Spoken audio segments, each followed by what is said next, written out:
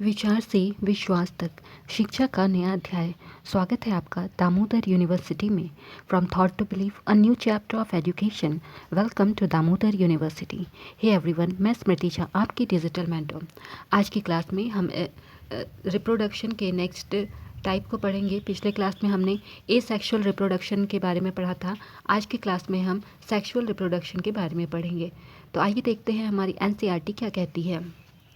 We are also familiar with mode of reproduction that depend on involvement of two individuals before a new generation can be created. तो अब तक हमने हमारा जो reproduction का process था वहाँ पर जो भी इंडिविजुअल का फॉर्मेशन हो रहा था वहाँ पर सिर्फ एक इंडिविजुअल एक सेल की ज़रूरत होती थी, लेकिन जब यहाँ पर दो इंडिविजुअल की ज़रूरत होती है किसी भी न्यू जनरेशन को न्यू मतलब इंडिविजुअल को प्रोड्यूस करने के लिए, तो इसे सेक्सुअल रिप्रोडक्शन कहते हैं। Birds alone can not produce new cows. Birds अकेले न्यू काव को प्रोड्यूस नहीं कर सकते हैं। Nor can hen alone reproduce new chicks. तो हैन की भी बात करें तो अकेला हैन न्यू चिक को का फॉर्मेशन नहीं कर सकता है। In such case both sexes males and females are needed to produce new generation. तो यहाँ पर न्यू जनरेशन का फॉर्मेशन के लिए दोनों सेक्सेस की ज़रूरत होती है, मेल और फीमेल दोनों सेक्सेस की ज़रूरत होती है। Which is the significance of this sexual mode of reproduction. तो यहाँ पर ये सिग्निफिकेंस है हमारा जो सेक्सुअल मोड ऑफ रिप्रोडक्शन है कि इसमें दोनों मेल्स दोनों जो सेक्सेस होते हैं उनकी ज़रूरत होती है। Are there any limitations of asexual mode of reproduction which we have been discussing above? तो अभी तक asexual mode of reproduction के कुछ limitations क्या हमने देखे हैं या नहीं, हम देखेंगे आगे। Why is sexual mode of reproduction? तो अब सेक्सुअल मोड ऑफ रिप्रोडक्शन की ज़रूरत क्यों होती है? The creation of two new cells from one individual copying of the DNA as well as of the cellular apparatus.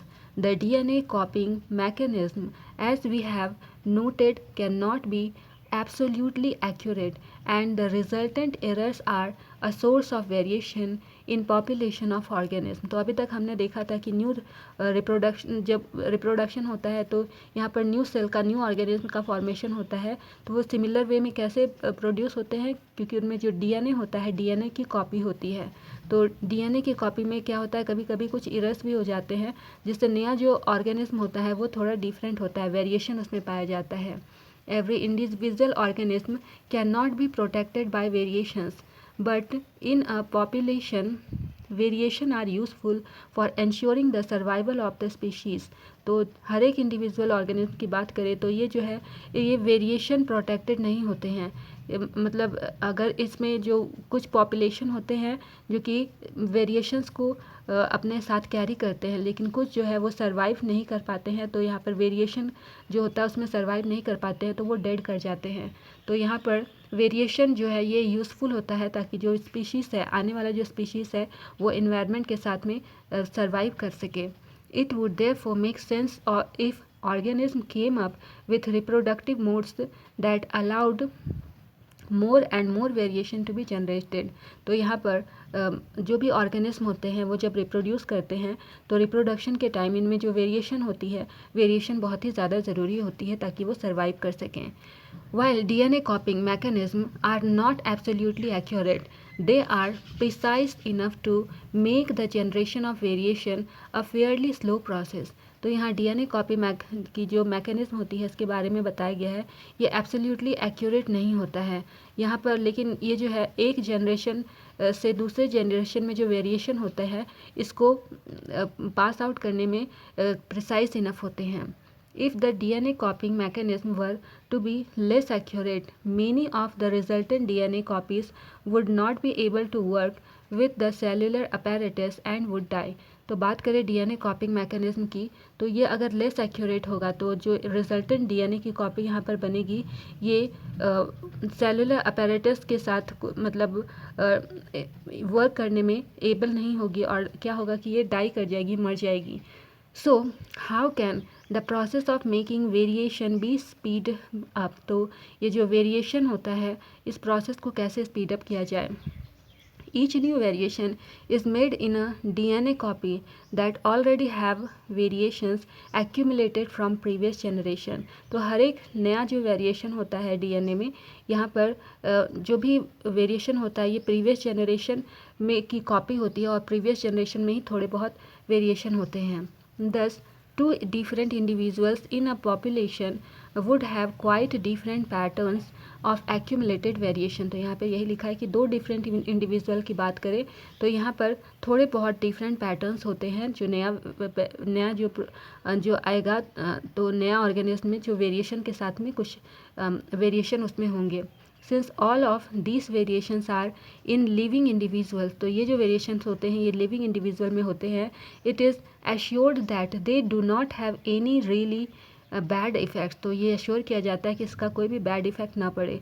Combining variation from two or more individual would thus create new combination of variants. तो यहाँ पर जब दो variations combine करते हैं, दो individual combine करते हैं तो यहाँ पर जो new formation, new variant combination जो का फॉर्मेशन होता है, such combination would be novel since it would involve two different individual. तो ये जो कॉम्बिनेशन होता है ये बहुत ही नॉवल होता है क्योंकि यहाँ पर दो डिफरेंट इंडिविजुअल इन्वॉल्व करते हैं. The sexual mode of reproduction incorporate such a process of combining DNA from two different individual during reproduction. तो सेक्शुअल मोड ऑफ रिप्रोडक्शन में क्या होता है कि दो टाइप का डीएनए आपस में कंबाइन करता है और एक नया इंडिविजुअल का फॉर्मेशन होता है. But this creates a major difficulty if each new generation is to be combined with if of the DNA copies from two pre existing individual, then each new generation will end up having twice the amount of DNA that the previous generation had. तो यहाँ पर बात हो रही है कि ये जो नया जनरेशन बन रहा है इसमें थोड़ी डिफ़िकल्टी आती है. वो डिफ़िकल्टी क्या है कि अगर जो नया जनरेशन है इसको डीएनए की कॉपीज़ के साथ में कंबाइन किया जाता है तो पहला जो दो प्री एग्जिस्टिंग इंडिविजुअल होता है और अगला जो न्यू जनरेशन होता है, यहाँ पर जो होता है ये जो है डीएनए का जो फॉर्मेशन होता है ये ट्वाइस होता है, प्रीवियस जनरेशन के कंपैरिजन में दोगुना होता है. That is likely to mess up the control of cellular apparatus by the DNA. तो यहाँ पर ये जो डीएनए का कंट्रोल होता है, डीएनए अपरेटस का कंट्रोल होता है, इस पर ये काफ़ी मेसी होता है. How many ways can we think of for solving this difficulty. तो ये जो डिफ़िकल्टी है इसको कैसे सॉल्व किया जा सकता है. We have seen earlier that as organism become more complex the specialization of tissue increases. तो ऑर्गेनिज्म अगर मोर कॉम्प्लेक्स है तो यहाँ पर जो टिश्यू का स्पेशलाइजेशन है वो इंक्रीज हो जाता है. One solution that many multicellular organism have found for the problem mentioned above is to have special lineages of cells in specialized organs in which only half the number of chromosomes and half the amount of DNA as compared to the non reproductive body cells. तो यहाँ पर इसका एक ही solution है कि जो भी lineage होगा सेल का, ये स्पेशलाइज्ड ऑर्गन का जो भी होगा तो इसमें सिर्फ एक हाफ का यूज़ किया जाता है, डीएनए के एक हाफ का यूज़ किया जाता है, पूरे डीएनए का यूज़ नहीं किया जाता है. This is achieved by a process of cell division called meiosis. तो ये जो प्रोसेस है कैसे अचीव किया जाता है, एक प्रोसेस के थ्रू अचीव किया जाता है जिसे कि सेल डिवीज़न, जैसे कि मियोसिस कहते हैं. Thus, when these germ cells from two individuals combine during sexual reproduction to form a new individual, it results in a re-establishment of the number of chromosomes and the DNA content in new generation.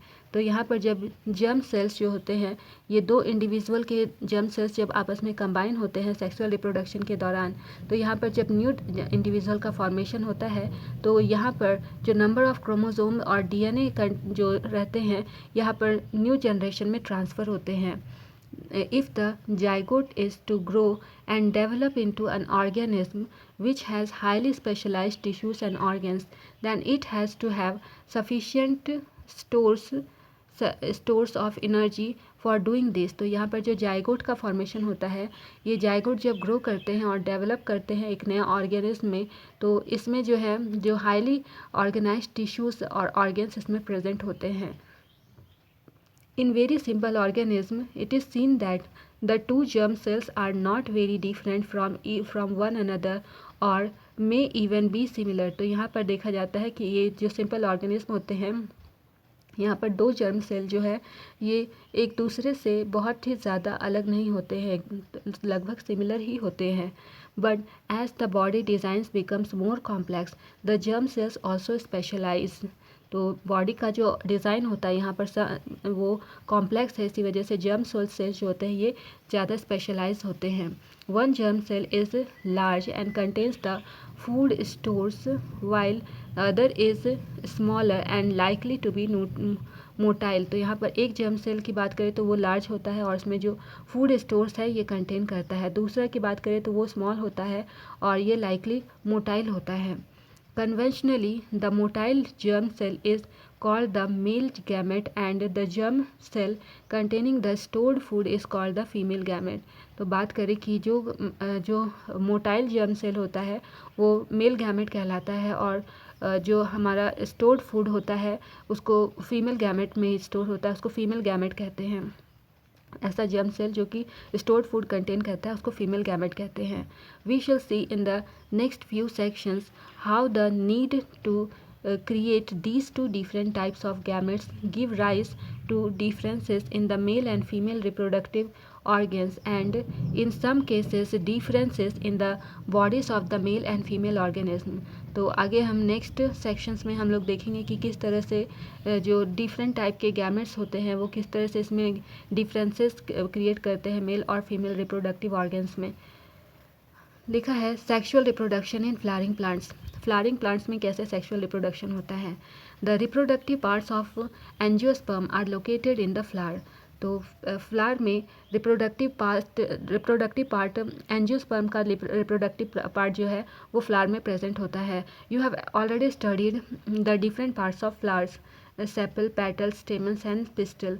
तो हम लोग different parts of flower के बारे में already पढ़ चुके हैं, जो हमारा सेपल पेटल स्टेमन और पिस्टल था। Stamens are and pistils are the reproductive parts of a flower which contain the germ cell। तो स्टेमन्स और पिस्टल जो है ये एक फ्लावर का रिप्रोडक्टिव पार्ट होता है जो कि जर्म सेल कंटेन करता है। What possible functions could the petal and carpel सर्व। तो यहाँ पर क्या पॉसिबल फंक्शन होता है पेटल और सेपल में। द फ्लावर में भी यूनिसेक्सुअल। जो फ्लावर है वो यूनिसेक्सुअल होता है, जैसे कि आपके पास में एग्जाम्पल दिया है बट पपाया और वाटरमेलन का, ये यूनिसेक्सुअल होते हैं। When it contains either stamens और पिस्टिल और बाइसेक्सुअल। तो इस when it contains both stamens and pistil. तो यहाँ पर जब इसमें या तो स्टेमन हो या फिर पिस्टिल हो या फिर बाइसेक्सुअल की बात करें तो यहाँ पर हिबिस्कस और मस्टर्ड की बात की गई है, ये बाइसेक्सुअल होते हैं, यानी कि इसमें स्टेमन और पिस्टल दोनों ही प्रेजेंट होते हैं। यूनिसेक्सुअल में एक प्रेजेंट होता है, या तो आपके पास में स्टेमन होगा या पिस्टल होगा, लेकिन बाइसेक्सुअल जो प्लांट है इसमें दोनों गैमेट्स, दोनों आपका reproductive organs reproductive parts present होंगे, या स्टेमन और पिस्टल दोनों। Stamen is the male reproductive part and it produces pollen grains that are yellowish in color। तो स्टेमन जो है ये एक मेल रिप्रोडक्टिव पार्ट होता है जो कि पॉलन ग्रेन प्रोड्यूस करता है, जो कि कलर में कैसा होता है, येलो होता है। You must have seen this yellowish powder that often sticks to our hands if we touch the stamen of a flower।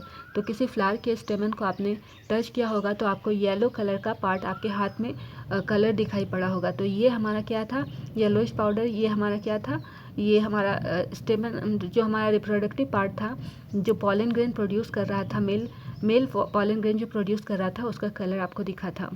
Pistil is present in the center of a flower and is the female reproductive part। तो pistil आपका flower के centre में present होता है और ये एक female reproductive part होता है। It is made of 3 part. तो ये जो है 3 पार्ट्स में के बने होते हैं।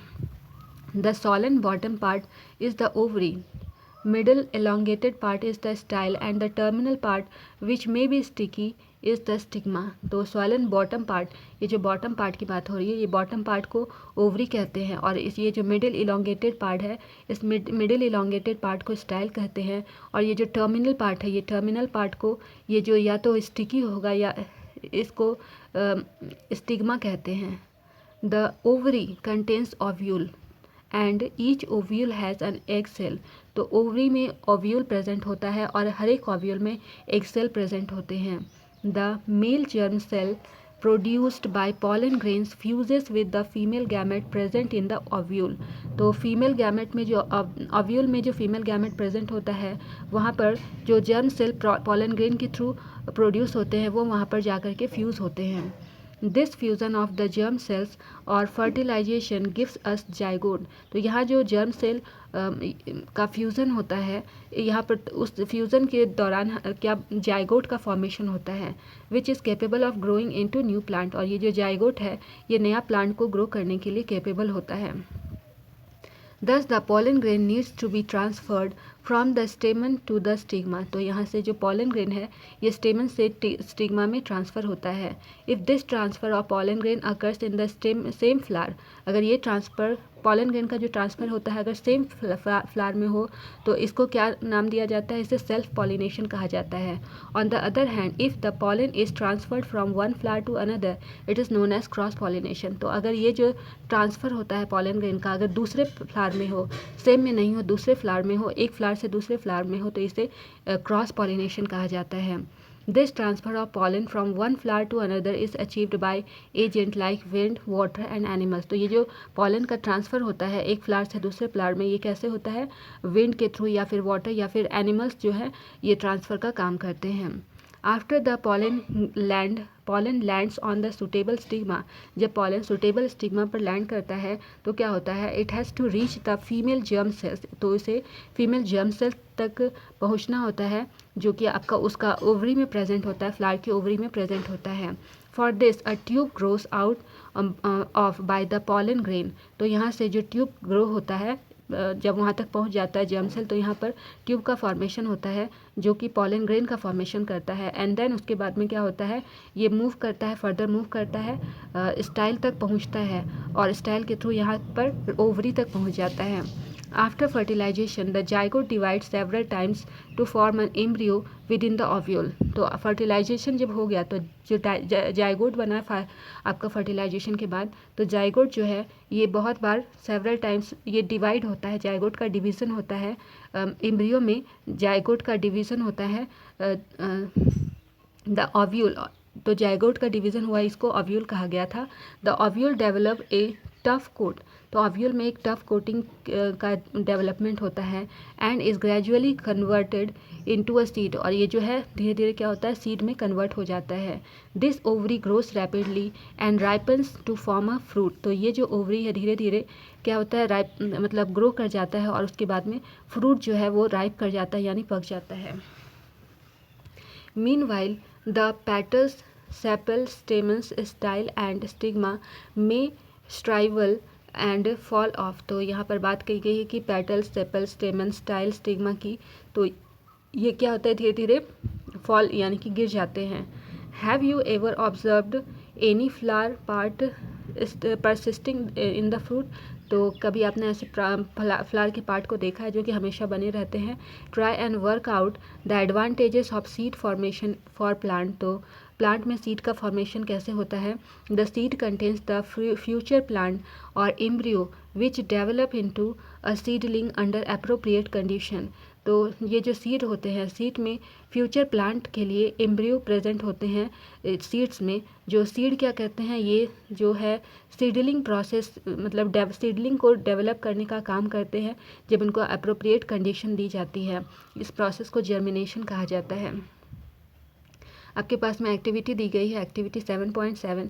ये कहता है soak a few seeds of Bengal steam और chana and keep them overnight. तो आपको चना को के कुछ सीड्स को लेना है, उसको रात भर भिंगा कर रखना है।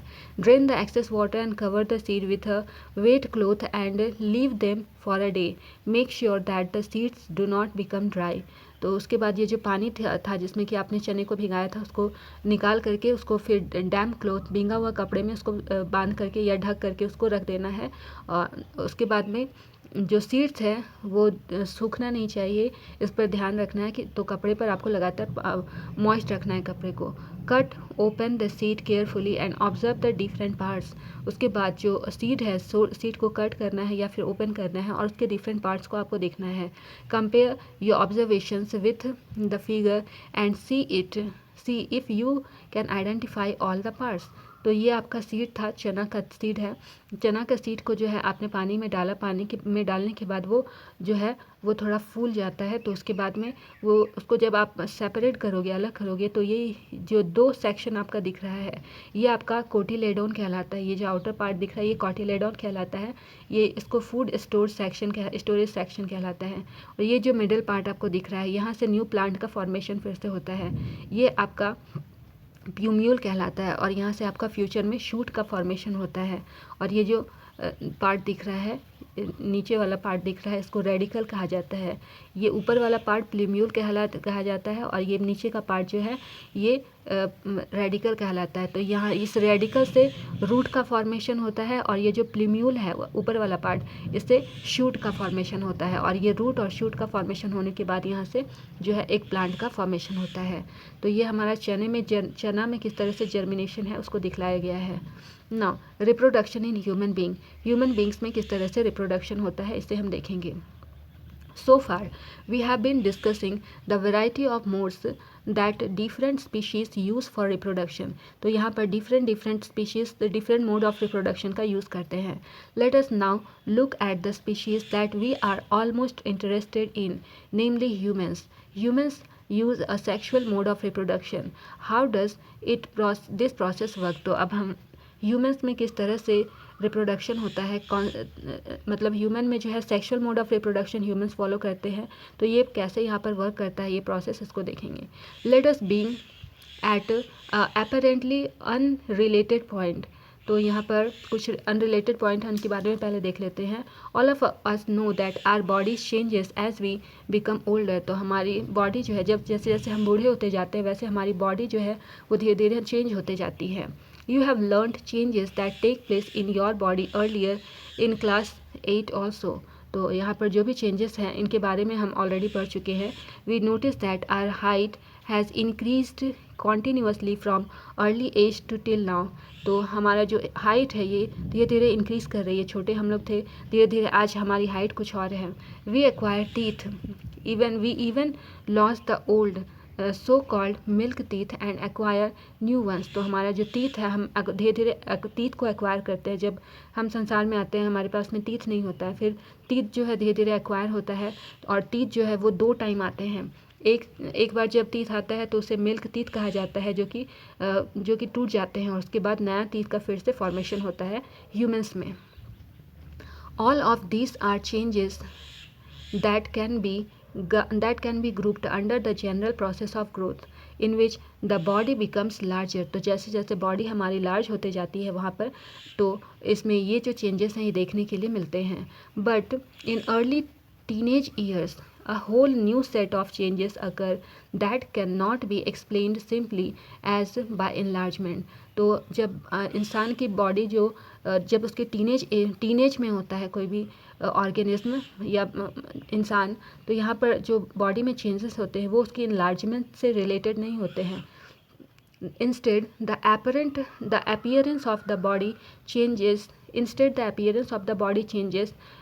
Proportion changes. New features appear and so do new sensation.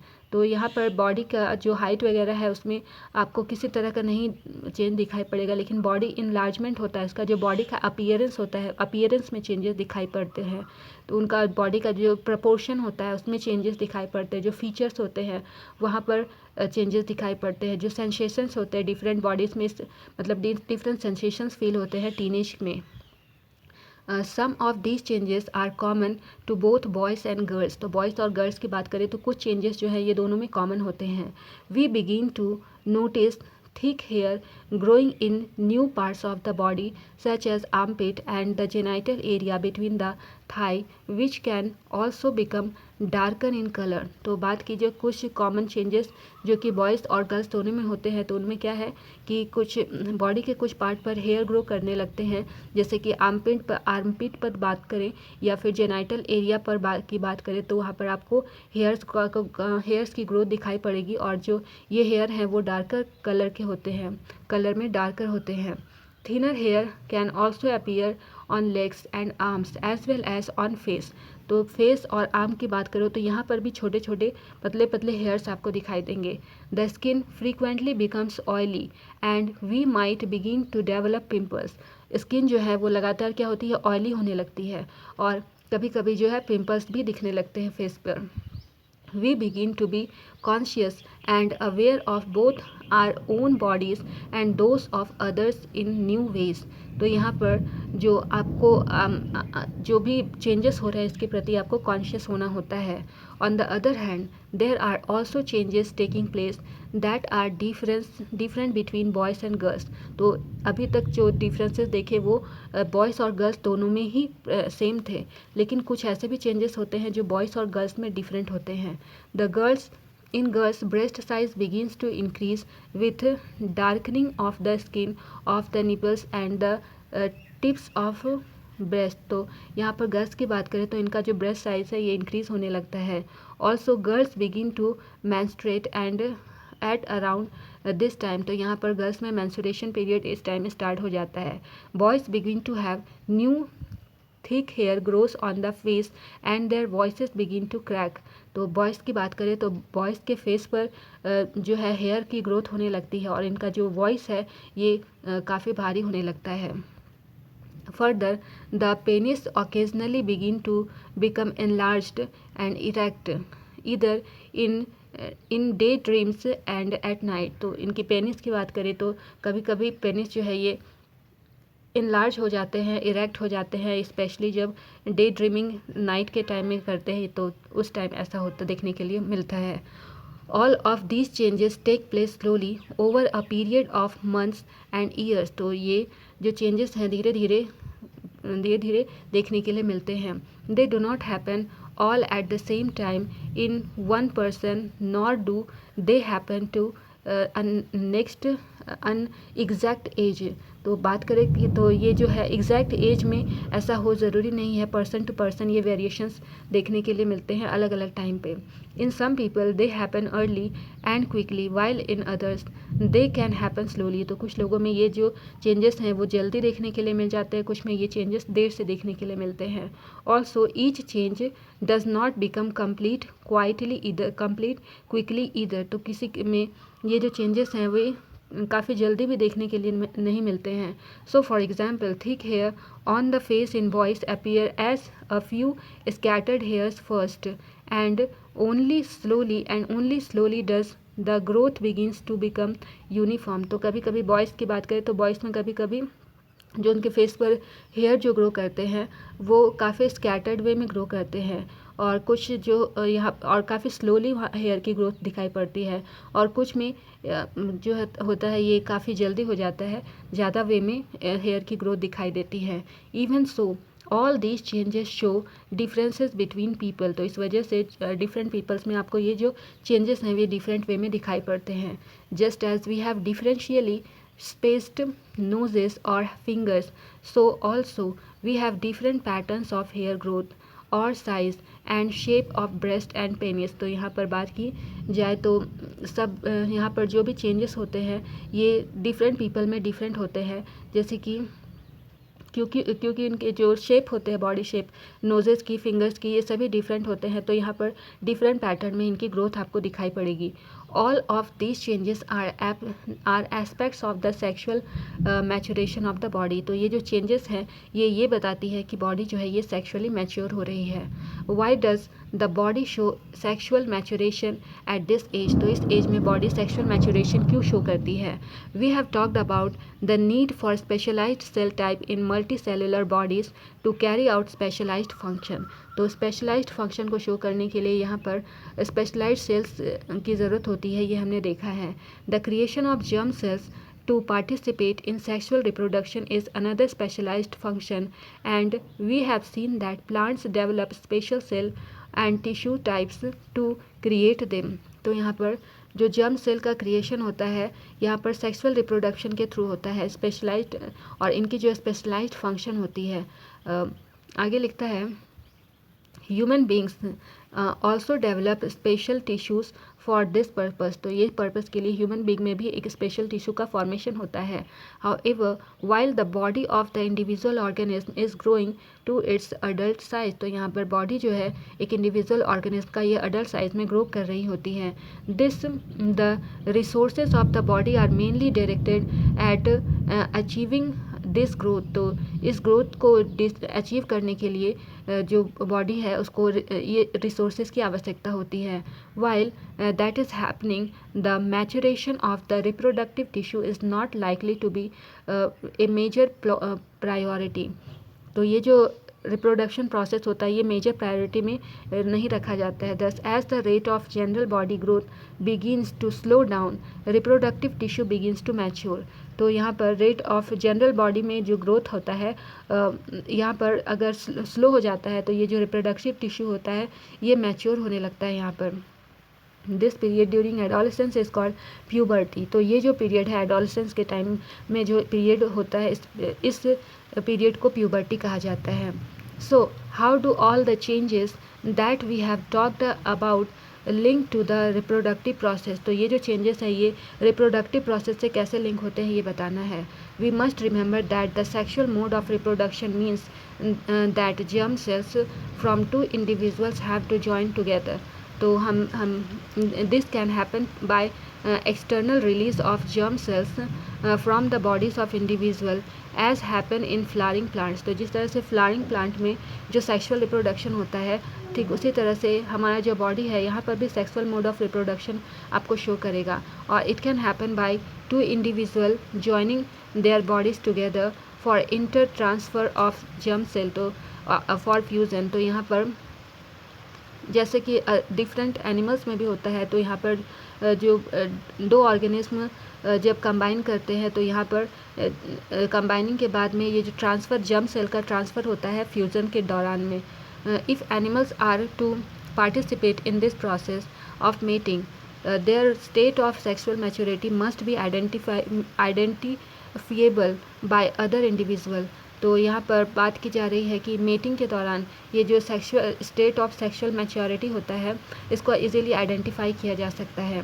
Many changes during puberty such as new hair growth patterns are signals that sexual maturation is taking places. तो सेक्सुअली कोई भी बॉडी है वो मैच्योर है ये कैसे पता लगता है कि प्यूबर्टी के दौरान उसमें कुछ हेयर ग्रोथ आपको दिखाई पड़ेंगे, कुछ सिग्नल्स आपको दिखाई पड़ेंगे, तो उससे पता चलेगा कि ये जो है सेक्सुअली मैच्योर है। On the other hand the actual transfer of germ cell between two people need special organs for the sexual act such as the penis when it is capable of becoming erect. तो यहाँ पर बात की जाए तो transfer germ cell का transfer दो people के बीच में कैसे होता है। तो यहाँ पर जो है ये सेक्शुअली एक्ट करते हैं एक दूसरे में।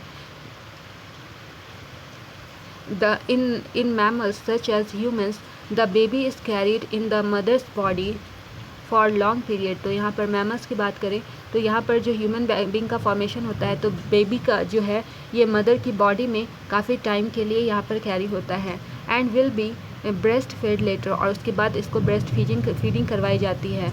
The female reproductive organs and breast will need to mature to accommodate this possibilities. तो ये जो पॉसिबिलिटीज़ को एकोमोडेट करने के लिए जो फीमेल रिप्रोडक्टिव पार्ट होता है उसका फुली मैच्योर होना ज़रूरी होता है। Let us look the systems involve in the process of sexual reproduction. तो सेक्सुअल रिप्रोडक्शन में कौन से प्रोसेस होते हैं, कौन सा सिस्टम इन्वॉल्व होता है उसको हम लोग देखेंगे। आइए इनको देखते हैं। Our next topic is male reproductive system. The male reproductive system consists of portions which produce the germ cells and other portions that deliver the germ cells to the site of fertilization. यानी site of fertilisation तक जाने के लिए जो male reproductive system होता है इसमें दो पोर्शन होते हैं। एक पोर्शन वो होता है जो कि जर्म सेल को प्रोड्यूस करता है और दूसरा वो पोर्शन जो कि जर्म सेल को डिलीवर करता है। कहाँ तक डिलीवर करता है? साइट ऑफ फर्टिलाइजेशन तक जाने के लिए जो डिलीवर करता है वो आपका जर्म सेल इसको डिलीवर करने का काम यहाँ तक जाता है। दूसरा है द आगे लिखता है the formation of germ cells और sperms takes place in the testis, यानी कि जर्म सेल या फिर जिसको स्पर्म भी कहते हैं, तो इसका फॉर्मेशन कहाँ पर होता है? टेस्टिस में होता है। ये जो एरिया दिख रहा है ये टेस्टिस कहलाता है। These are located outside the abdominal cavity in scrotum. In scrotum because sperm formation requires a lower temperature than the formal body temperature. तो ये एरिया जो है ये आपका जो एब्डोमिनल कैविटी होता है, एब्डोमिनल कैविटी के बाहर ये एरिया पाया जाता है क्योंकि जो स्पर्म का फॉर्मेशन होता है इसके फॉर्मेशन में लोअर टेम्परेचर, जो नॉर्मल बॉडी का जितना टेम्परेचर होता है उससे कम टेम्परेचर की आवश्यकता होती है। We have discussed the role of testis in the secretion of the hormone testosterone in the previous chapter. तो प्रीवियस चैप्टर में टेस्टिस के रोल के बारे में पढ़े थे कि टेस्टिस जो है ये टेस्टोस्टेरोन नाम का हार्मोन रिलीज करता है। In addition to regulate the formation of sperms, testosterone brings about changes in appearance seen in boys at the time of puberty. तो यहाँ पर इसका स्पर्म का रेगुलेटिंग फॉर्मेशन को के बारे में यहाँ पर जो टेस्टोस्टेरोन होता है इसमें इसके जो अपीयरेंस होता है प्यूबर्टी के टाइम में जो बॉयज़ होते हैं, बॉयज़ में इसके जो अपीयरेंस होता है टेस्टिस के अपीयरेंस में वो चेंज आता है इसमें।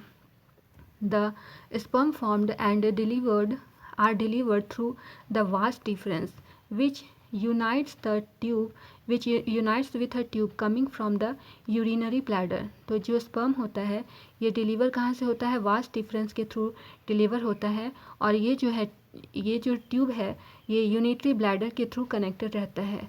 तो ये आपका वास डिफरेंस है और ये वास डिफरेंस आपका यूरिनरी जो ये हमारा वास डिफरेंस है और ये कहाँ से कनेक्टेड है? ये देखिए इस तरह से यहाँ से पूरा कनेक्टेड है। ये टेस्टिस है और यहाँ से वास डिफरेंस जा रहा है और ये कनेक्ट होकर के आपका जा रहा है ये यूरेथ्रा तक, यूरेथ्रा के साथ में ये जाकर के फाइनली कनेक्ट हो जा रहा है। आगे लिखा है The sperm formed are delivered through the vas deferens which unites a tube coming from the urinary bladder. The urethra thus forms a common passage for both the sperms and urine. तो यहाँ पर urethra के बारे में बताया है कि urethra जो है ये कॉमन पैसेज होता है, यूरिन और स्पर्म दोनों का पैसेज ये पैसेज प्लेस यूरेथ्रा ही होता है।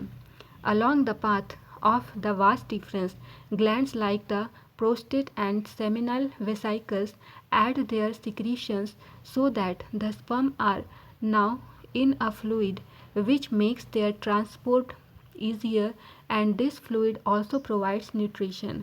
तो यहाँ पर जो वास डिफरेंस का जो पाथ है यहाँ पर जो कुछ ग्लैंड्स प्रेजेंट होते हैं जैसे कि प्रोस्टेट ग्लैंड यहाँ पर प्रेजेंट होते हैं और ये कुछ सेमाइनल वेसाइकल्स जो है ये रिलीज़ करते हैं। यहाँ पर स्पर्म के साथ में एक फ्लूइड लाइक सब्सटेंस होता है वो ऐड हो जाता है और ये जो फ्लूइड होता है ये जो है न्यूट्रिशन भी प्रोवाइड करता है। The sperm cells are tiny bodies that consist of mainly genetic material. तो स्पर्म सेल टाइनी बॉडीज़ होते हैं जिसमें कि जेनेटिक मटेरियल जो कि जेनेटिक मटेरियल्स कैरी करते हैं and a long tail and helps them to move towards the female germ cell. तो यहाँ पर इसका लॉन्ग टेल होता है और साथ में हेड होता है और ये जो टेल होता है ये इसको फीमेल जर्म सेल के पास में जाने में मूव करने में इसकी हेल्प करता है। तो ये पूरा जो है ये आपका ह्यूमन मेल रिप्रोडक्टिव सिस्टम है जिसमें ये एरिया मैंने बताया वास डिफरेंस कहलाता है, ये टेस्टिस एरिया कहलाता है, ये एरिया जो है ये स्क्रोटम कहला रहा है, ये एरिया यूरेटर कहला रहा है और ये सेमाइनल वेसाइकल के साथ में ये आपका ये जो आपका वास डिफरेंस है ये कनेक्टेड है सेमाइनल वेसाइकल के थ्रू और ये आपका एरिया जो है ये कहला रहा है prostate gland, this one is bladder, ये आपका पेनिस है और ये यूरेथ्रा है। अब आते हैं फीमेल रिप्रोडक्टिव सिस्टम में।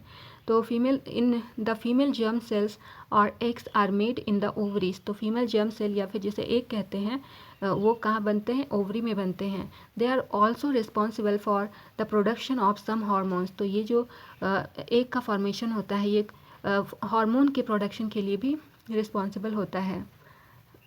यानी कि हमारा जो ओवरी में हमारा एग सेल जो बनता है, यहाँ पर ओवरी में कुछ हार्मोन्स का भी प्रोडक्शन होता है। Look at figure 7.11 and identify the various organs in the female reproductive system. तो ये आपका फीमेल रिप्रोडक्टिव सिस्टम का डायग्राम दिया है। ये एरिया जो है ओवरी कहलाता है, जहाँ पर आपका जो एग है, एग का फॉर्मेशन होता है, एग प्रेजेंट होता है। दूसरा ये जो एरिया है ये ओविडक्ट या फिर इसको फॉलन ट्यूब कहते हैं, जिससे ये ओवरी कनेक्टेड है। ये एरिया यूट्रस कहलाता है और ये जो है ये स्ट्रीविक्स कहलाता है, ये वजाइना कहलाता है। आगे लिखा है when a girl is born the ovaries already contain thousands of immature eggs. तो जब एक गर्ल पैदा होती है तो उस टाइम जो है ओवरी में thousands of eggs, immature eggs present होते हैं। On reaching puberty some of these start maturing. तो जब प्यूबर्टी एज में एक गर्ल आती है तो वहाँ पर ये जो एग्स होते हैं ये मैच्योर होने लगते हैं, कुछ एग्स जो है मैच्योर होने लगते हैं। One egg is produced every month by one of the ovaries. तो हर ओवरी के साथ, हर ओवरी में जो है एक एग का फॉर्मेशन होता है हर एक मंथ में। The egg is carried from the ovary to the womb through a thin oviduct और फॉलन ट्यूब। तो ये जो एग का फॉर्मेशन होता है, ये एग का फॉर्मेशन जब होता है तो ये ओवरी तक पहुंचाया जाता है। ओवरी से जाकर के आपके वूम में जाता है। कैसे जाता है, तो यहाँ पर ये फैलोपियन ट्यूब है, फैलोपियन ट्यूब की हेल्प से ये आपके वूम तक पहुँचता है। आपका जो एग का फॉर्मेशन होता है, एग जो मैच्योर होता है। The two oviducts unite into a elastic bag like structure। तो यहाँ पर दो ओविडक्ट जो हैं ये इलास्टिक बैग लाइक स्ट्रक्चर में यूनाइट फॉर्म में प्रेजेंट होते हैं, नोन एज यूट्रस। तो इसे यूट्रस कहते हैं। The uterus opens into the vagina through the cervix. तो यूट्रस कहाँ ओपन होता है, वेजाइना में, through cervix. The sperms enter through the vaginal passage during sexual intercourse. तो यहाँ सेक्सुअल इंटरकोर्स के टाइम में जो स्पर्म्स है ये वेजाइनल पैसेज में एंटर करते हैं। They travel upward and reach the oviduct where they may encounter egg. तो इसके बाद में ये इनका अपवर्ड मोशन, स्पर्म का अपवर्ड मोशन होता है और अपवर्ड मोशन होने के बाद में ये ओविडक्ट तक पहुँचते हैं, जहाँ पर ये एग के साथ में एनकाउंटर करने की कोशिश करते हैं। द फर्टिलाइज्ड एग और zygote start dividing and form a ball of cells called और एम्ब्रियो। तो यहाँ पर जब एग का फर्टिलाइजेशन होता है तो एक यानी कि एक स्पर्म के साथ में जब कंबाइन करता है तो यहाँ पर इसको फर्टिलाइजेशन कहा जाता है। और फर्टिलाइजेशन के बाद जो फॉर्मेशन जो फॉर्म हुआ था उसको क्या कहते हैं, जाइगोट कहते हैं। तो ये जो जाइगोट है ये डिवाइड होता है बॉल ऑफ सेल्स में, जिसको कि एम्ब्रियो कहते हैं। The embryo is implanted in the lining of the uterus where they continue to grow and develop organs to become foetus. तो यहाँ पर एम्ब्रियो में जब ये जाइगोट प्लांट हुआ तो यहाँ पर यूट्रस में लाइनिंग, यूट्रस की जो लाइनिंग है यहाँ पर वो थोड़ी सी थिक हो जाती है, ग्रो हो जा, ताकि वहाँ पर जो फीटस है, फीटस आपका इजीली ग्रो कर सके। We have seen in earlier sections that the mother's body is designed to undertake the development of the child। यानी कि जो मदर की बॉडी होती है वो चाइल्ड के डेवलपमेंट के लिए अंडरलाइन की गई होती है। Hence the uterus prepares itself every month to receive and nurture the growing embryo। तो इसी वजह से जो यूट्रस है वो हर मंथ अपने आप को प्रिपेयर करता है ताकि वो रिसीव कर सके स्पर्म को और यहाँ पर एम्ब्रियो को ग्रो कर सके और उसको नर्चर कर सके। The lining thickens and is richly supplied with blood to nourish the growing embryo. तो यहाँ पर यूट्रस में जो लाइनिंग है वो थिक हो जाती है और यहाँ से जो ब्लड की सप्लाई होती है ताकि जो एम्ब्रियो बना है एम्ब्रियो को अच्छा से न्यूट्रिशन मिल सके, नरिश हो सके और अच्छे से वो ग्रो कर सके। The embryo gets nourishment from the mother's blood. तो एम्ब्रियो को नरिशन कहाँ से मिलता है? मदर के ब्लड से मिलता है, with the help of a special tissue called placenta. और ये जो ब्लड के थ्रू न्यूट्रिशन मिलता है, ये कैसे मिलता है? एक स्पेशल टिश्यू होता है जिसको कहते हैं प्लासेंटा। तो प्लासेंटा के हेल्प से यहाँ पर जो फीटस होता है, एम्ब्रियो होता है, उसको न्यूट्रिशन मिलता है। This is a disc which is embedded in the uterine wall. तो ये एक डिस्क होता है जो कि यूट्राइन वॉल के साथ एम्बेडेड होता है। It contains villi. इसमें विलाई भी प्रेजेंट होता है। कहाँ पर होता है? On the embryo side of the tissue. तो टिश्यू के एम्ब्रियो साइड में विलाइज प्रेजेंट होते हैं। On the mother's side are blood spaces which surrounded the villi. तो यहाँ पर मदर्स के साइड में ब्लड स्पेसेस प्रेजेंट होते हैं जो कि विलाई के थ्रू सराउंडेड रहते हैं। This provide a large surface area for glucose and oxygen to pass from the mother to embryo. और ये जो विलाई प्रेजेंट होते हैं, इसकी वजह से क्या होता है कि सरफेस एरिया यहाँ पर बढ़ जाता है, जिस वजह से ग्लूकोज और ऑक्सीजन मदर से एम्ब्रियो के पास इजीली पहुँच पाता है।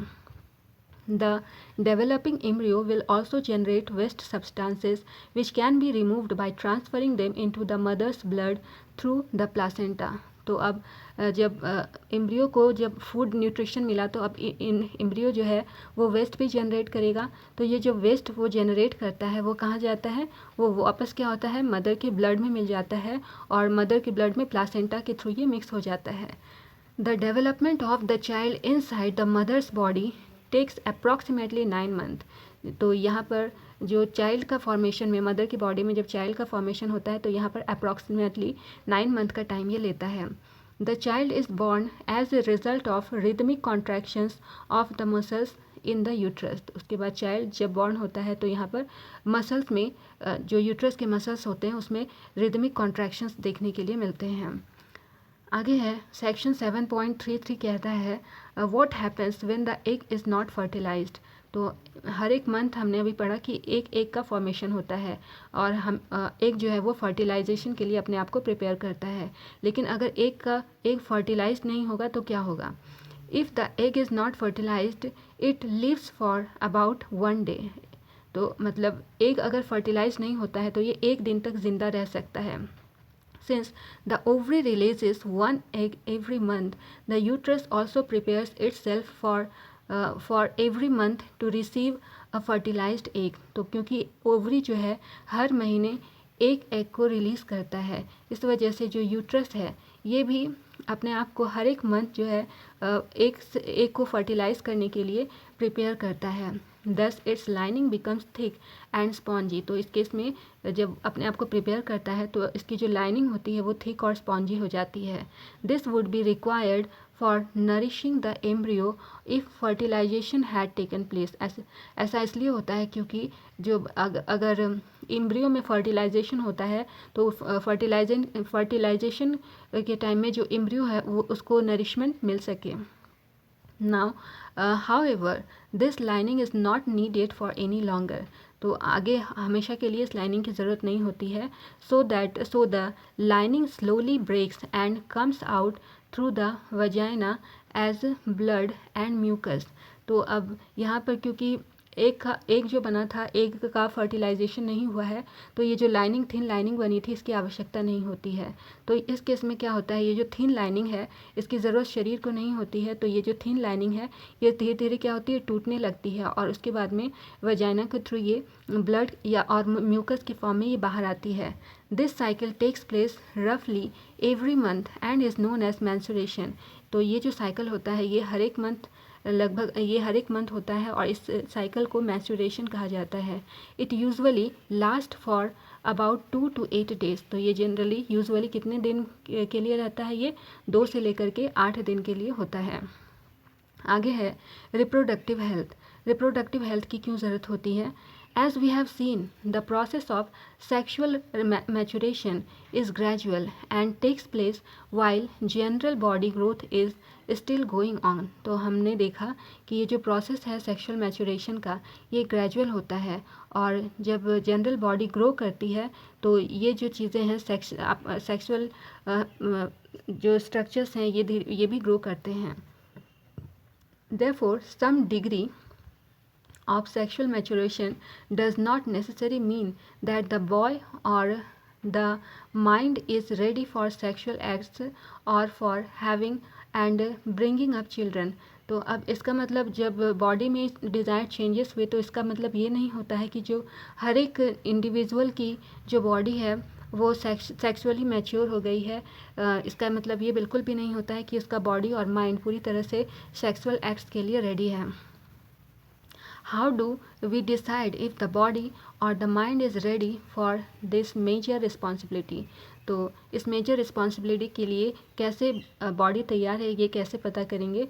All of us are under many different kinds of pressures about these issues. तो इस इशू के बारे में जनरली सबके पास में काफ़ी मेंटल प्रेशर होता है कि ये कैसे इसके बारे में जानकारी इकट्ठा की जाए। There can be pressure from our friends for participating in many activities whether we really want to or not। तो यहाँ पर काफ़ी प्रेशर होता है आपके फ्रेंड्स के थ्रू, माइंड पर काफ़ी प्रेशर होता है कि इस तरह की एक्टिविटी में इन्वॉल्व होना चाहिए या नहीं होना चाहिए। There can be pressure from families to get married and start having children. तो यहाँ पर फैमिली के थ्रू भी प्रेशर होता है कि शादी कर लेनी चाहिए और चाइल्ड का मतलब आगे नेक्स्ट जनरेशन के लिए प्रिपेयर करना चाहिए खुद को। There can be pressure from government agencies to avoid having children. तो यहाँ पर आप बात करो गवर्नमेंट एजेंसी के थ्रू बात करें तो यहाँ पर इनका अलग प्रेशर होता है इनके साइड से कि यहाँ पर ज़्यादा चिल्ड्रन मतलब हैविंग चिल्ड्रन को अवॉइड करना है। In this situation making choices can become very difficult. तो यहाँ पर इस सिचुएशन में जो चॉइसेस होती हैं किस तरह से इसको हैंडल किया जाए ये काफ़ी डिफ़िकल्ट होता है। We must also consider the possible health consequences of having sex. तो इस दौरान जो भी हेल्थ कंसिक्वेंसेस होते हैं सेक्सुअल एक्टिविटीज़ के दौरान तो इनके बारे में हमें जानकारी होनी आवश्यक होती है। We have discussed in class 9th that diseases can be transmitted from person to person in variety of ways. तो क्लास 9th में हमने पढ़ा है कि जो भी डिजीज़ेस होते हैं वो पर्सन टू पर्सन में बहुत तरीके से ट्रांसफ़र होते हैं। Since the sexual act is a very intimate connection of bodies, it is not surprising that many diseases can be sexually transmitted। तो अब क्योंकि सेक्सुअल एक्ट जब होता है तो ये काफ़ी इंटीमेट कनेक्शन होता है बॉडीज़ के बीच में, तो यहाँ पर जो इस केस में जो डिजीज़ेस होते हैं काफ़ी ज़्यादा सेक्सुअली ट्रांसमिटेड डिजीज़ेस बहुत ही ज़्यादा होते हैं।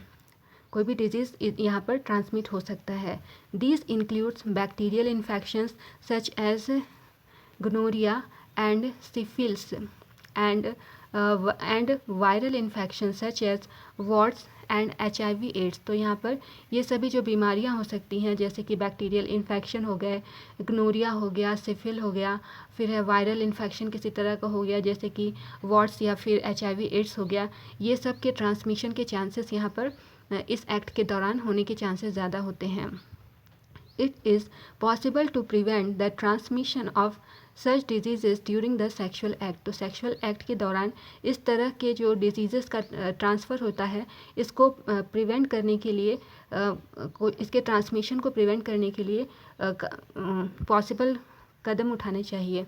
यूजिंग अ कवरिंग, तो कैसे इसको ट्रांसमिट होने से रोका जा सकता है? तो using a covering called a condom for the penis during sex help to prevent transmission of many of these infections to some extent। तो यहाँ पर एक प्रोसेस आपको दिया है कि इस एक्टिविटी के दौरान कॉन्डम का यूज़ किया जाए, आप या तो पेनिस पर कॉन्डम का यूज़ किया जाए, तो इस वजह से क्या होता है जो इस तरह के सेक्सुअली ट्रांसमिटेड डिजीज़ होते हैं इससे प्रिवेंशन में सहायता मिल सके। आगे लिखा है the sexual act always has the potential to lead to the pregnancy. तो ये जो सेक्सुअल एक्ट होता है इसमें पोटेंशियल होती है कि प्रेगनेंसी को कैरी कर सके। Pregnancy will make major demand on the body and the mind of the women.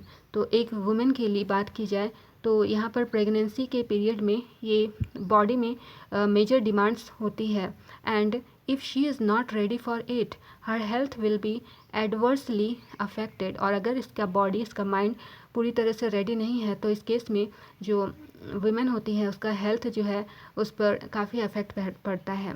Therefore many ways have been devised to avoid pregnancy.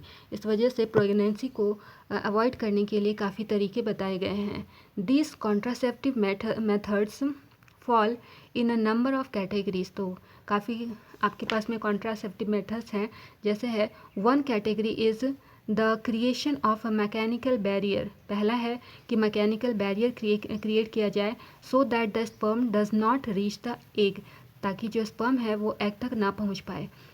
Condoms on the penis or similar covering worn in the vagina can serve this purpose। तो यहाँ पर इस दौरान condom का use penis पे किया जाए या फिर सिमिलर वे में वजाना पे भी इसका यूज़ किया जा सकता है, ताकि जो ये आपका इस तरह का जो पर्पस है आपका पर्पस पूरा हो सके।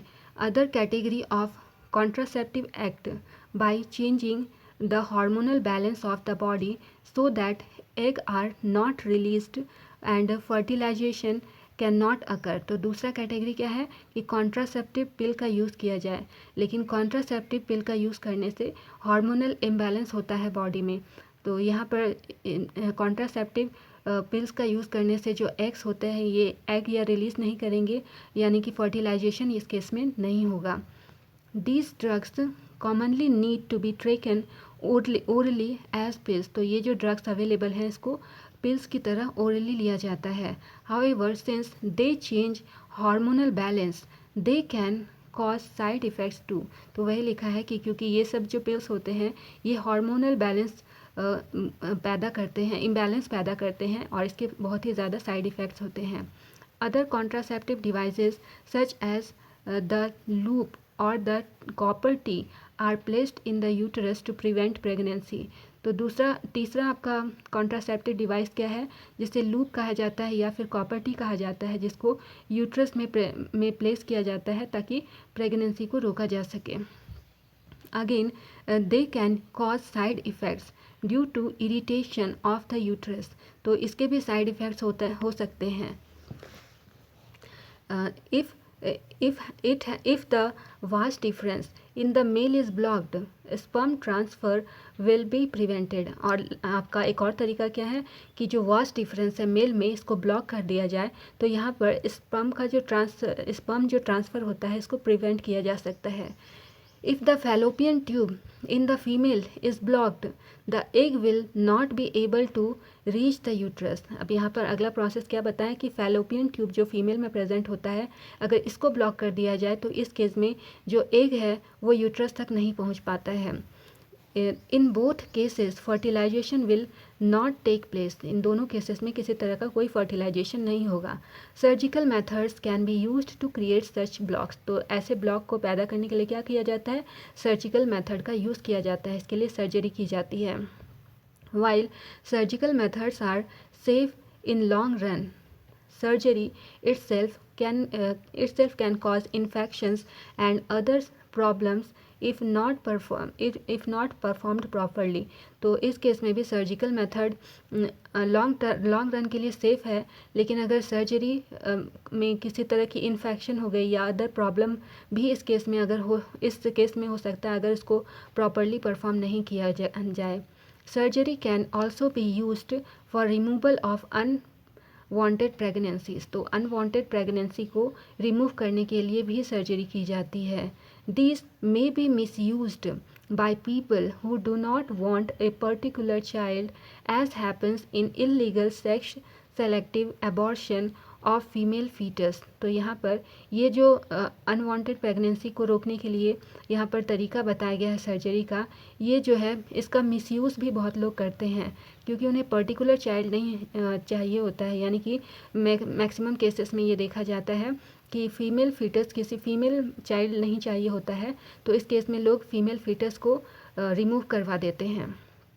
For a healthy society the female male sex ratio must be maintain. तो एक हेल्दी सोसाइटी के लिए फीमेल और मेल का जो सेक्स रेशियो है ये मेंटेन होना चाहिए because of reckless female feticides, child sex ratio is declining at an alarming rate in some sections of our society, although parental sex determination has been prohibited by law.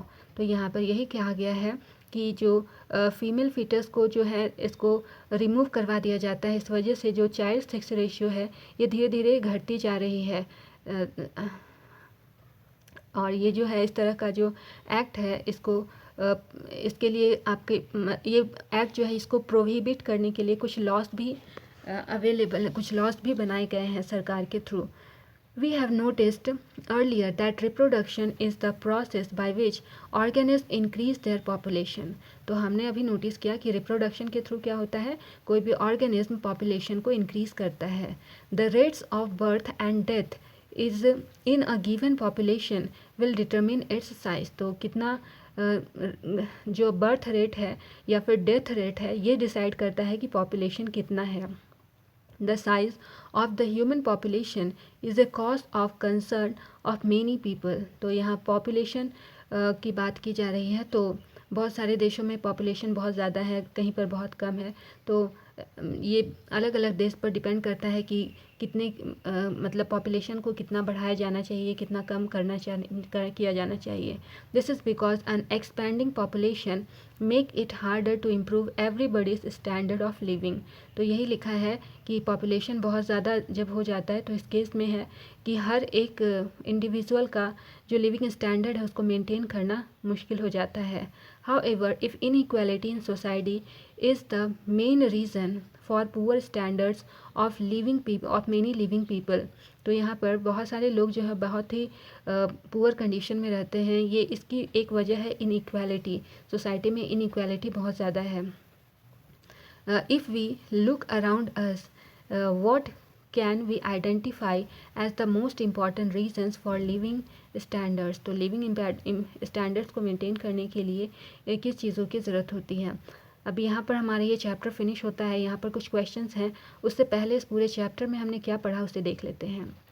सबसे पहले है reproduction के बारे में क्या लिखा है।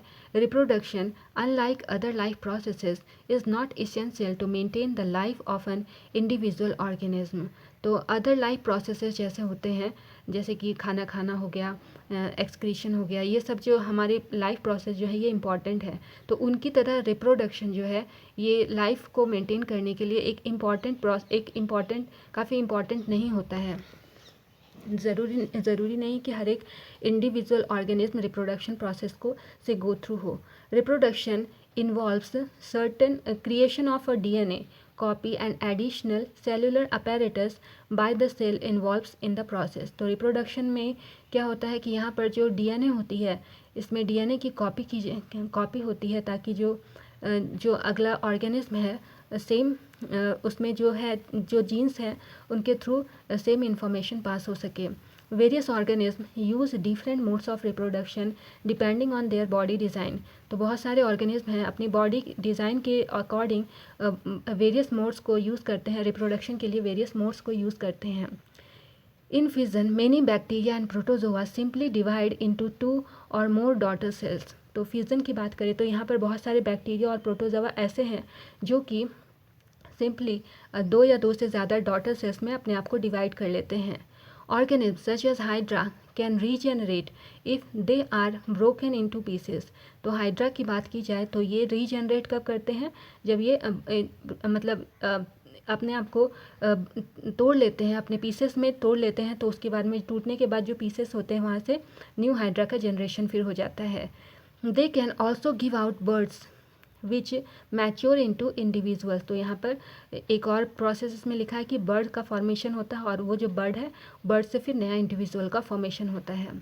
आगे लिखा है roots stems and leaves of some plants develop into new plants through vegetative propagation.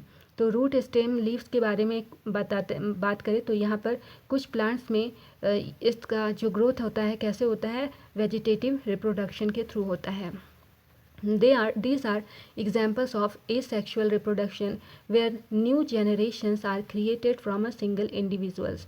तो अभी जितने भी एग्जाम्पल्स हमने देखे ये सभी एसेक्सुअल रिप्रोडक्शन के एग्जाम्पल्स हैं जहाँ पर न्यू जनरेशन का क्रिएशन सिंगल इंडिविजुअल के थ्रू होता है. Now sexual reproduction involves two individuals for the creation of new individual. तो एक न्यू इंडिविजुअल के क्रिएशन के लिए जब दो इंडिविजुअल की आवश्यकता होती है तो इस प्रोसेस को सेक्सुअल रिप्रोडक्शन कहते हैं. DNA copying mechanism create variations which are useful for ensuring the survival of species. तो जब DNA की कॉपी होती है तो इस केस में कुछ वेरिएशंस भी होते हैं और ये जो वेरिएशन है ये स्पीशीज़ के सर्वाइवल के लिए बहुत ज़्यादा ज़रूरी होते हैं. Modes of sexual reproduction allow for greater variations to be generated. तो यहाँ पे यह लिखा है कि मोड ऑफ सेक्सुअल रिप्रोडक्शन जो होता है यहाँ पर ग्रेटर वेरिएशन जनरेट होती है इसमें.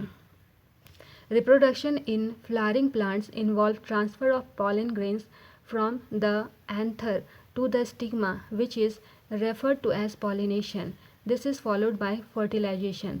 तो यहाँ पर फ्लावरिंग प्लांट में जो रिप्रोडक्शन प्रोसेस होता है इसमें जो पॉलन ग्रेन्स होते हैं ये एंथर से स्टिग्मा तक ट्रांसफ़र किए जाते हैं. इसको जो है इसको पॉलिनेशन के थ्रू इसका ट्रांसफ़र होता है और ये जो प्रोसेस है इसको फर्टिलाइजेशन कहते हैं. Changes in body at puberty such as increase in breast size in girls and new facial hair growth in boys are signs of sexual maturation. तो बॉडी में जो प्यूबर्टी के टाइम जो चेंजेस होते हैं जैसे कि ब्रेस्ट के साइज़ का इंक्रीज़ होना गर्ल्स में, गर्ल्स की बात की जा रही है और बॉयज़ की बात करें तो यहाँ पर फेशियल ग्रोथ होते हैं, ये सभी जो है सेक्सुअल मैचुरेशन के साइंस होते हैं. Male reproductive system in human beings consist of testes which produce sperm, vas deferens, seminal vesicle, prostate gland, urethra and penis. तो मेल रिप्रोडक्टिव सिस्टम में आपके में क्या क्या प्रेजेंट होते हैं, टेस्टिस प्रेजेंट होते हैं जो कि स्पर्म प्रोड्यूस करते हैं, फिर वास डिफरेंस होता है, सेमिनल वेसाइकल होता है, प्रोस्टेट ग्लैंड होता है, यूरिथ्रा और पेनिस होते हैं. फीमेल रिप्रोडक्टिव सिस्टम की बात करें तो इसमें क्या होता है, इसमें ओवरीज प्रेजेंट होते हैं, फैलोपियन ट्यूब प्रेजेंट होते हैं, यूट्रस प्रेजेंट होता है एंड साथ में वेजाइना प्रेजेंट होते हैं. Now sexual reproduction in human being involve the introduction of sperm in the vagina of the female. Fertilization occurs in the fallopian tube. तो यहाँ पर सेक्सुअल रिप्रोडक्शन जब ह्यूमन बींग में होता है तो यहाँ पर जो स्पर्म होता है ये फीमेल के वेजाइना में इंट्रोड्यूस किया जाता है और यहाँ पर जो फर्टिलाइजेशन प्रोसेस होता है ये फैलोपियन ट्यूब के थ्रू होता है. Contraception to avoid pregnancy can be achieved by the use of condoms, oral pills, copper tea and other methods. तो यहाँ पर प्रेगनेंसी को अवॉइड करने के लिए कॉन्ट्रासेप्शन का यूज़ किया जाता है. कौन कौन से कॉन्ट्रासेप्टिव एजेंट का यूज़ किया जाता है, कॉन्डम हो गए, ऑरल पिल्स हो गए, कॉपर टी हो गया, ये सब कॉन्ट्रासेप्शन का काम करते हैं. अब हमारे पास ये जो क्वेश्चंस हैं इन्हें देख लेते हैं. क्वेश्चन नंबर 1 पूछ रहा है how is the process of pollination different from fertilisation. तो फर्टिलाइजेशन से पॉलिनेशन कैसे डिफर करता है ये बताना है. आंसर है pollination is the process of transfer of pollen from anther to stigma. तो यहाँ पर एंथर से स्टिग्मा में जो पॉलन का ट्रांसफ़र होता है इसे पॉलिनेशन कहा जाता है. It occurs with the help of certain pollinators such as air, water, birds or some insects. तो यहाँ पर ये जो पॉलिनेशन होता है ये कैसे होता है कि कुछ पॉलिनेटर की हेल्प से ये पॉलिनेशन का प्रोसेस होता है जैसे कि एयर, वाटर, बर्ड्स या फिर इंसेक्ट्स के थ्रू यहाँ पर पॉलिनेशन होता है. फर्टिलाइजेशन की बात करें तो fertilisation on the other hand is the fusion of the male and female gamete. तो फर्टिलाइजेशन क्या होता है कि मेल और फीमेल गैमेट का फ्यूज़न होता है फर्टिलाइजेशन में. It occurs inside the ovule and leads to the formation of zygote. तो ये कहाँ पर होता है, ओव्यूल के अंदर होता है और यहाँ पर जाइगोट का फॉर्मेशन होता है. क्वेश्चन नंबर 2 पूछ रहा है what is the role of seminal vesicle and the prostate gland. तो प्रोस्टेट ग्लैंड और सेमाइनल वेसाइकल का क्या रोल है. आंसर है the secretions from seminal vesicles and prostate glands lubricate the sperm. तो ये दोनों का सिक्रीशन जो है सेमाइनल वेसिकल और प्रोस्टेट ग्लैंड का के सिक्रीशन से क्या होता है, ये जो स्पर्म है ये स्पर्म को ल्यूब्रिकेट करने का काम करता है और साथ में क्या करता है, provide a fluid medium for easy transport of sperm. तो स्पर्म को इजीली ट्रांसपोर्ट होने के लिए यहाँ पर फ्लूइड मीडियम को भी प्रोवाइड करता है। This secretion also provides nutrient in the form of fructose, calcium and some enzymes। तो ये जो सिक्रीशन होता है ये न्यूट्रिएंट भी प्रोवाइड करता है, कैसे, किस फॉर्म में, फ्रक्टोज, कैल्शियम और कुछ एंजाइम्स के फॉर्म में न्यूट्रिएशन इसको प्रोवाइड करता है, न्यूट्रिएंट्स प्रोवाइड करता है। क्वेश्चन नंबर 3 पूछ रहा है what are the changes seen in girls at the time of puberty. Puberty के टाइम गर्ल्स में क्या चेंजेस होते हैं। तो लिखा है secondary sexual characteristics in girls, first है increase in the breast size and darkening of skin of the nipple in present in the tips of the breast. Second है appearance of hair in the genital area. Third है appearance of hair in other areas of skin like under arms, faces, hands and legs. Next है increase in the size of uterus and ovary. फिर है beginning of menstrual cycle and more secretion of oil from the skin which result in the appearance of pimples. तो यहाँ पर breast का size increase होता है, जो जेनाइटल एरियाज है वहाँ पर हेयर ग्रो करने लगते हैं, अदर एरियाज जैसे कि अंडर आर्म्स हो गए, फेस हो गए, हैंड्स हो गए, यहाँ पर भी स्मॉल हेयर्स का ग्रोथ देखा जाता है, ओवरी और यूट्रस का साइज़ इंक्रीज होने लगता है, मेंस्ट्रुअल साइकिल आ जाता है और साथ में जो ऑयल का सिक्रीशन स्किन पर है यहाँ पर ज़्यादा ऑयल का सिक्रीशन होता है, इस वजह से पिम्पल्स का भी फॉर्मेशन होने लगता है। क्वेश्चन नंबर 4 पूछ रहा है how does the embryo get nourishment inside the mother's body. तो मदर की बॉडी में एम्ब्रियो को नरिशमेंट कैसे मिलता है।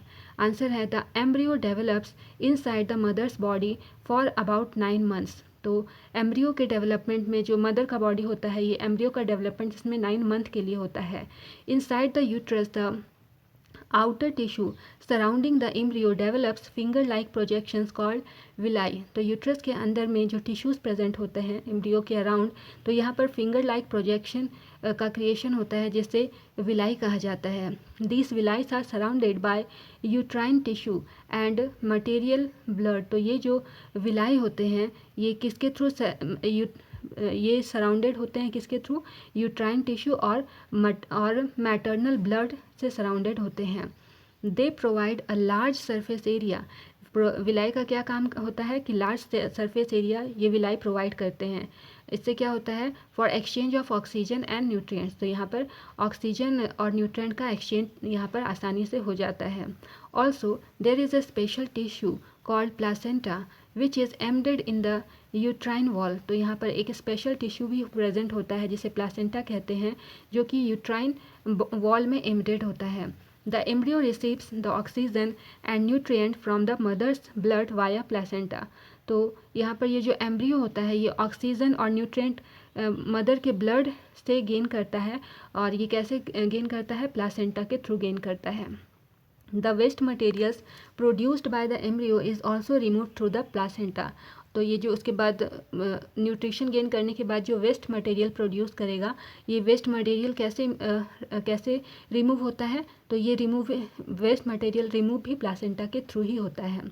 क्वेश्चन नंबर 5 पूछ रहा है if a women is using a copper T will it help in protecting her from sexual transmitted disease. तो कोई वुमेन अगर कॉपर टी का यूज़ करती है तो क्या वो जो सेक्सुअली ट्रांसमिटेड डिजीज़ होता है उससे प्रोटेक्ट कर पाएगी अपने आप को। तो आंसर है no. Using a copper T will not provide a protection from sexually transmitted disease as it does not prevent the entry of semen. It only prevents the implantation of the embryo in the uterus। तो यहाँ पर copper T का use करने से किसी भी तरह का सेक्सुअली ट्रांसमिटेड डिजीज़ होने से रोका नहीं जा सकता है। ये जो है किसी भी तरह मतलब जो स्पर्म की एंट्री होती है, स्पर्म की एंट्री को नहीं रोक सकता है। ये क्या करता है कि सिर्फ प्रिवेंट केसेस को करता है, इम्प्लांटेशन को प्रिवेंट करने का काम करता है। यानी कि एम्ब्रियो का इम्प्लांटेशन जब यूट्रस में होता है तो उसको प्रिवेंट करने का काम कर सकता है, किसी भी डिजीज़ को से प्रिवेंशन का काम नहीं कर सकता है। तो ये थी हमारी आज की क्लास। यदि कोई भी डाउट हो तो आप हमारे डीयू के कमेंट सेक्शन में अपना सवाल ज़रूर पूछें। मैं हर एक लर्नर को रिप्लाई देने की कोशिश करूँगी। Okay then, keep learning, keep growing only at DU. See you soon, bye bye.